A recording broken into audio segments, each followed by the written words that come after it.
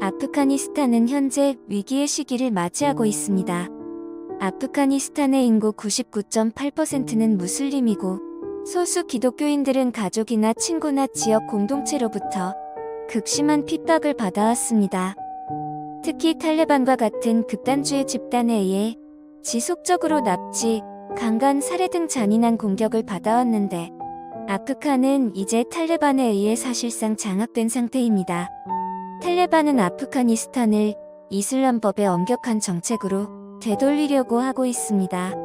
탈레반의 이런 열망에 가장 치명적인 위협이 되는 것은 바로 여성들과 아이들일 수 있다고 전문가들은 지적합니다. 또한 신앙인들은 더욱더 강력한 제재와 더 무서운 억압 속에 놓여질 것입니다. 아프간에는 예전부터 지금까지 수많은 선교사들이 목숨을 걸고 복음을 전하러 갔습니다. 이 나라에는 교회 건물이 하나도 없고 공개적으로 예배를 드릴 수 있는 나라도 아니지만 영혼이 순수한 자들이 많기에 선교자들이 복음을 전하면 그대로 받아들이거나 열린 마음으로 배우려는 자들이 많았고 그렇게 지하교회에서 예배를 드리거나 예수님을 구주로 모시는 자들이 늘어가고 있었습니다. 해마다 순교자들이 발생하고 있고 선교사들이 납치되고 있으며 기독교인들이 죽임을 당하고 있음에도 불구하고 아프간의 교인 수가 해마다 증가하고 있었으며 가정교회는 계속 성장하고 있었습니다.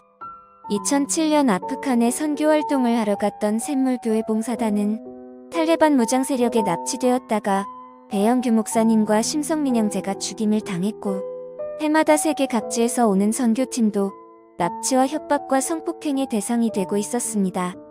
그럼에도 불구하고 그들은 메마른 땅 아프간으로 가는 것을 포기하지 않았습니다. 땅 끝까지 복음을 전하려는 그들의 사명을 포기할 수 없었기 때문입니다. 대한민국도 아프간과 같은 시기를 겪었을 때가 있었습니다. 우리나라에 복음이 전파되지 않았을 때 그 당시 정부는 기독교를 배척했었고 소수의 신앙인과 선교사들을 핍박했던 시기가 있었습니다. 그런 시기에 다른 나라에서 온 선교사들은 목숨을 걸고 우리에게 복음을 전했고 마음이 순수했던 한국인들은 복음을 받아들이는 이들이 많았습니다. 하지만 그 과정에서 많은 이들이 목숨을 잃어야 했고 고난을 당해야 했습니다. 대한민국 최초의 순교자 백홍준 씨는 우리나라에 선교를 오신 맥킨타이어 목사님 그리고 로스 목사님과 힘을 합해 최초로 한글로 된 성경을 만들어 출간하였으나 결국 옥중에서 순교를 당하고 말았습니다. 영국에서 온 선교사 로버트 토마스도 성경책을 배에 싣고 한국으로 오다 26세의 나이에 칼을 맞고 참수되어 순교하셨습니다. 그는 순교의 순간까지 예수님을 믿으라며 한국에 전파하기 위해 싣고 온 성경책들을 뿌렸고 마을 사람들은 그 성경책들을 가지고 벽지로 사용했는데 벽지에 붙은 성경 말씀을 자연스럽게 읽게 되어 복음을 얻게 된 이들이 많았다고 합니다.